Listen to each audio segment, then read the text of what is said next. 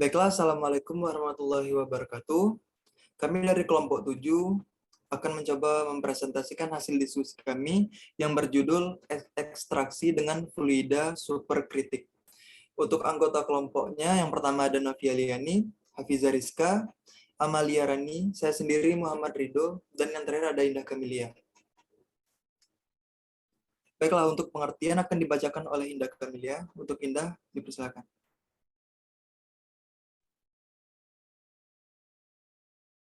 Baiklah, saya akan menjelaskan mengenai pengertian. Jadi, ekstraksi fluida superkritis itu merupakan suatu proses ekstraksi menggunakan fluida superkritis sebagai pelarutnya. Ekstraksi ini mengeksploitasi kekuatan pelarut dan properti fisik tambahan dari komponen murni atau campuran pada temperatur dan tekanan kritisnya dalam kesetimbangan fasa. Kemudian fluida superkritis itu dikarakterisasikan itu dengan densitas tinggi, viskositas rendah, dan difusivitas menengah antara gas dan cairan. Next. Suatu campuran dari komponen-komponen itu bisa disebut superkritis terhadap tekanan, suhu, dan konsentrasi apabila kondisi dari keadaan suatu campuran tersebut adalah di luar titik kritis campurannya. Suatu campuran biner pada suatu suhu konstan adalah superkritis bila tekanannya lebih tinggi daripada tekanan kritis campuran binernya. Kemudian ekstraksi fluida superkritis itu dilakukan dengan menggunakan gas CO2 superkritis. Daya pelarut gas CO2 dalam keadaan superkritis itu sangat bergantung pada suhu dan tekanannya. Kemudian pada tekanan yang lebih rendah, yaitu di dekat titik kritis, yang dapat diekstraksi itu hanyalah komponen-komponen yang mudah menguap. Sedangkan untuk ekstraksi total, yaitu meliputi seperti lemak, lilin, resin, dan juga zat warna, hanya dapat diekstraksi pada tekanan yang lebih tinggi, di mana fluida mempunyai densitas menyerupai cairan.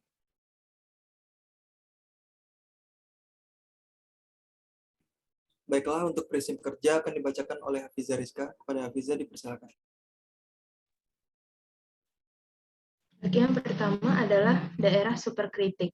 Nah, terlihat pada gambar itu properti psikokimia dari fluida pada keadaan superkritis itu berada di tipe gas dan cair. Nah, titik kritis ini terletak pada akhir kurva penguapan, di mana fase cair dan gasnya itu bergabung untuk membentuk fase fluida homogen tunggal. Nah, daerah superkritiknya itu terlihat pada bagian kotak kuning. Next. Properti fisik dari gas, cairan, fluida superkritik itu terlihat pada tabel. Terlihat dari densitasnya, viskositas, dan difusivitasnya. Gas memiliki difusisitas paling besar, sehingga laju transfer masanya juga terbesar. Dengan densitas terkecil, kekuatan gas sebagai pelarut kurang. Fluida superkritis memiliki densitas dan kekuatan pelarut yang hampir sebanding dengan cairan. Viskositas yang lebih rendah dari cairan, menyebabkan fluida superkritis memiliki kemampuan untuk penetrasi matriks inert dan solusi ekstrak lebih baik. Keunggulan fluida superkritis ini dibanding cairan adalah difusisitasnya itu yang lebih besar. Meskipun tidak sebesar gas, difusisitas fluida superkritis memiliki 1000 kali lebih besar daripada difusisitas cairan yang menghasilkan laju transfer massa yang lebih besar. Next. Biasanya itu CO2 merupakan fluida yang digunakan dalam ekstraksi fluida superkritis. Nah, dengan pertimbangan pertama dia tidak berwarna, lalu tidak berbau, tidak beracun, tidak mudah terbakar, relatif murah, mudah diperoleh, dan tingkat kemurniannya tinggi, ramah lingkungan, dan juga memiliki parameter kritis yang sesuai. PC-nya itu 304,1 Kelvin dan PC-nya itu 72,8 MPS. Next. Nah, ekstraksi fluida superkritik ini menggunakan ekstraktor fluida yang terdiri komponen dasarnya itu ada persediaan CO2, ada kompresor gas atau pompa, ada zona pemanasan atau oven, ada tangki ekstraksi, ada restriktor pengeluaran atau valve, ada akumulator ekstrak atau kolektor. Jadi pada gambar ini ekstraktor ini menggunakan karbon dioksida itu sebagai pelarut, yang mana karbon dioksida cair dari tangki penyimpanan itu akan melewati bak pendingin dengan suhu sekitar 263 Kelvin, lalu dipompa oleh dua pompa plug. Yang tahap selanjutnya karbon dioksida itu dipanaskan dengan heat exchanger tubular hingga mencapai temperatur proses ekstraksi. Nah, tekanannya itu diatur oleh regulator tekanan, kemudian ekstraktor yang berisi bahan baku secara termostatik itu dikontrol dengan tap pemanas elektrik. Nah, temperatur di dalam ekstraktor ini dikontrol dengan controller digital. Tekanan keluar ekstraktor diukur dengan tekanan gauge. Setelah meninggalkan ekstraktor, aliran CO2 yang mengandung ekstrak itu mengalir melalui percabangan katup atau valve jarum.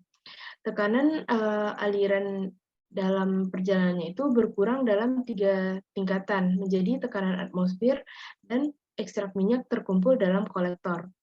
Sedangkan air dan komponen yang mudah menguap itu tersimpan dalam kolektor yang kedua.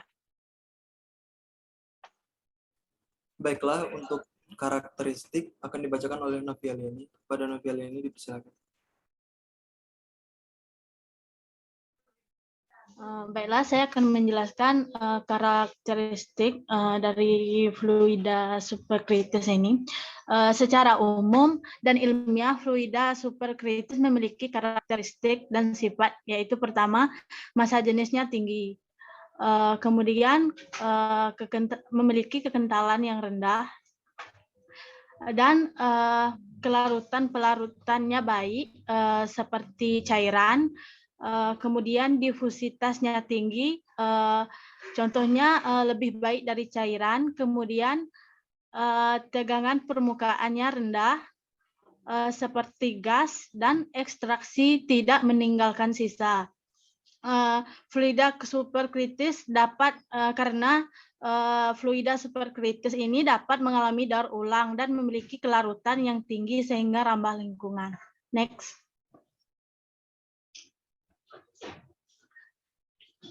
Selanjutnya, keuntungan ekstraksi fluida superkritis, yaitu pertama, waktu ekstraksi yang cepat. Pada proses ekstraksi, waktu yang diperlukan lebih pendek ataupun lebih cepat.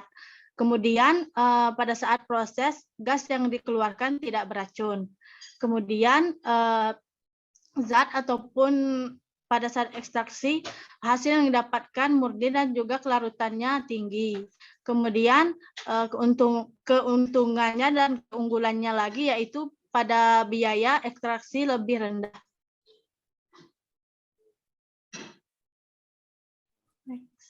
Baiklah, untuk kerugian akan saya bacakan. Yang pertama, diperlukan pressure vessel yang tahan terhadap tekanan tinggi.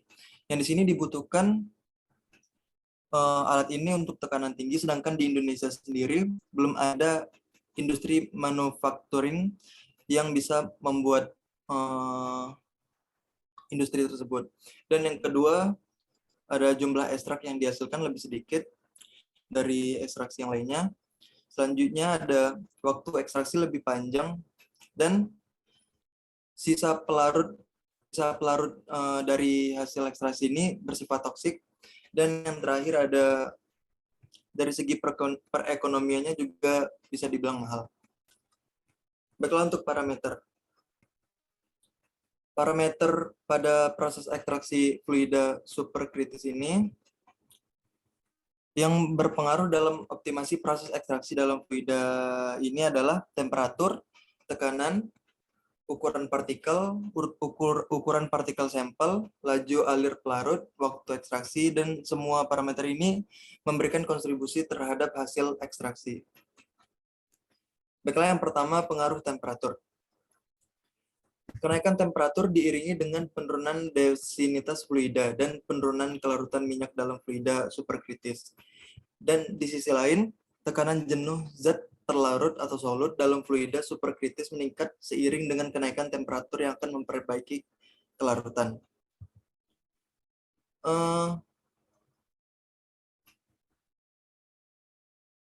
Baiklah, selanjutnya pengaruh tekanan. Dapat dilihat dari gambar tersebut, kenaikan tekanannya diiringi dengan kenaikan densitas fluida superkritis dan juga kelarutan solut.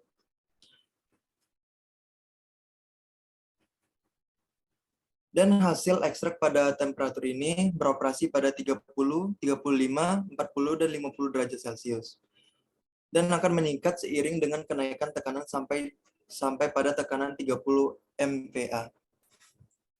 Baiklah, yang ketiga, pengaruh ukuran partikel. Laju ekstraksi akan menurun seiring dengan kenaikan ukuran partikel. Pada ukuran partikel terbesar yang digunakan adalah 5-10 mm. Laju ekstraksi minyak kulit jeruk menurun seiring dengan kenaikan laju alir fluida pengekstrak. Hal ini karena resistensi difusi intrapartikel lebih kecil daripada ukuran partikel sehingga terjadi lisan difusi yang lebih pendek. Yang keempat, ada pengaruh laju air pelarut CO2. Laju air ini akan meningkat dan akan mendorong kenaikan hasil ekstrak karena laju air massa COZ yang tinggi akan meningkatkan efisiensi proses. Baiklah, yang terakhir ada pengaruh waktu ekstraksi, yang dimana waktu ekstraksi terbagi menjadi 3 tahapan, yaitu ekstraksi cepat, bebas solut, terhadap transisi difusi internal dan permukaan, terhadap ekstraksi lambat, dan waktu yang digunakan pada tahap pertama tergantung pada kelarutan solut dalam fluida superkritis CO2 dan ukuran partikel. Baiklah, selanjutnya akan dibacakan oleh Amalia Rani. Pada Amalia, dipersilakan. Baiklah, saya akan menjelaskan tentang cara kerja dari fluida superkritis ini.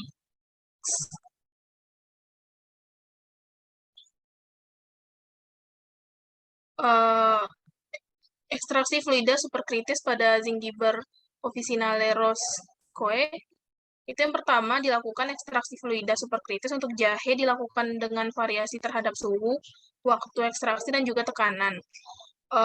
Kondisi operasinya yaitu pada suhu 20 derajat Celcius, 30 derajat Celcius, dan 40 derajat Celcius. Sedangkan tekanannya yaitu ada 12 MPa, 14 MPa, dan 16 MPa. Sedangkan untuk waktunya sendiri itu ada 2 jam, 4 jam, dan 6 jam. Dan untuk laju alir fluida superkritis dibuat konstan, yaitu sebesar 5,5 ml per menit. 60 gram Zingiber officinale Rose dengan kadar air 12,01% dimasukkan ke dalam keranjang ekstraktor dan ditempatkan dalam wadah ekstraksi. Kemudian gas CO2 didinginkan dalam chiller hingga suhu 4 derajat Celcius. Kemudian atur suhu dan tekanan proses ekstraksi. Kemudian hasil ekstrak kasar disampling pada akhir proses ekstraksi. Next.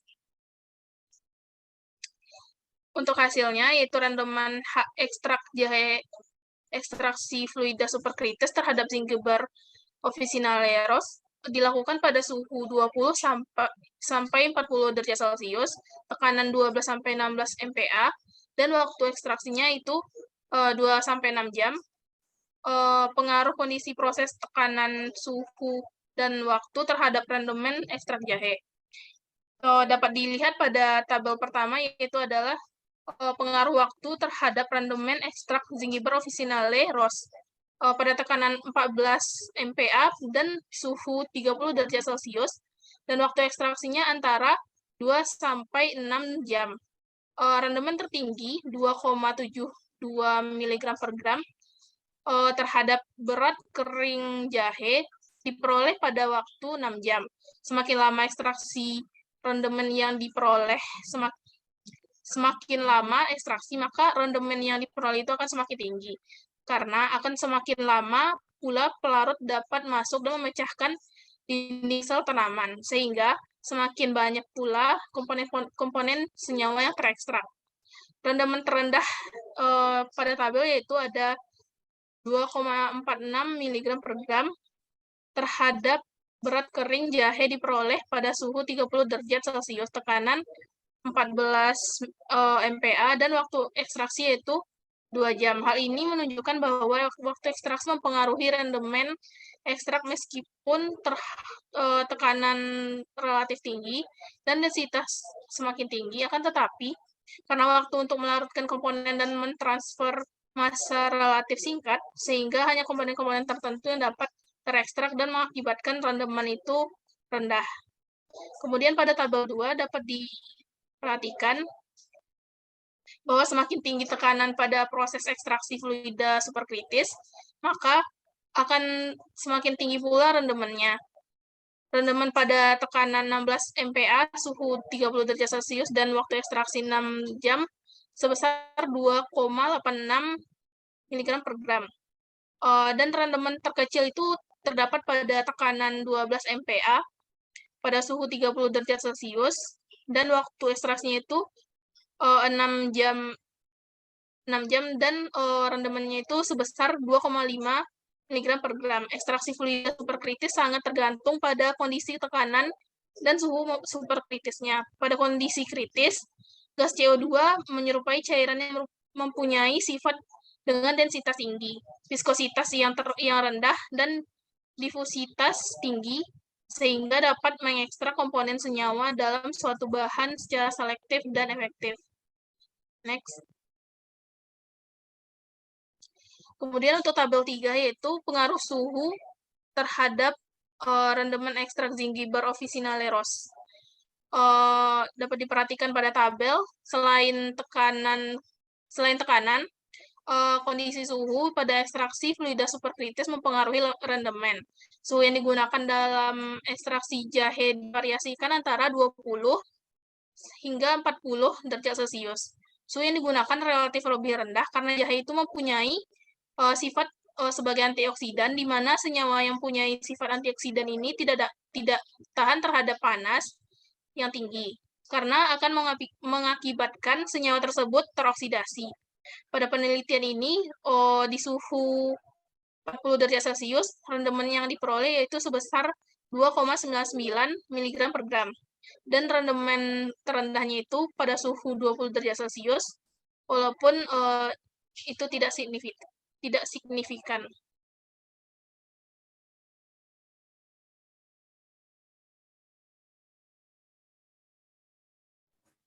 Baiklah, sekian pemaparan dari kelompok 7.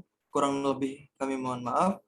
Kami tutup, wabillahi taufiq wal hidayah. Wassalamualaikum warahmatullahi wabarakatuh.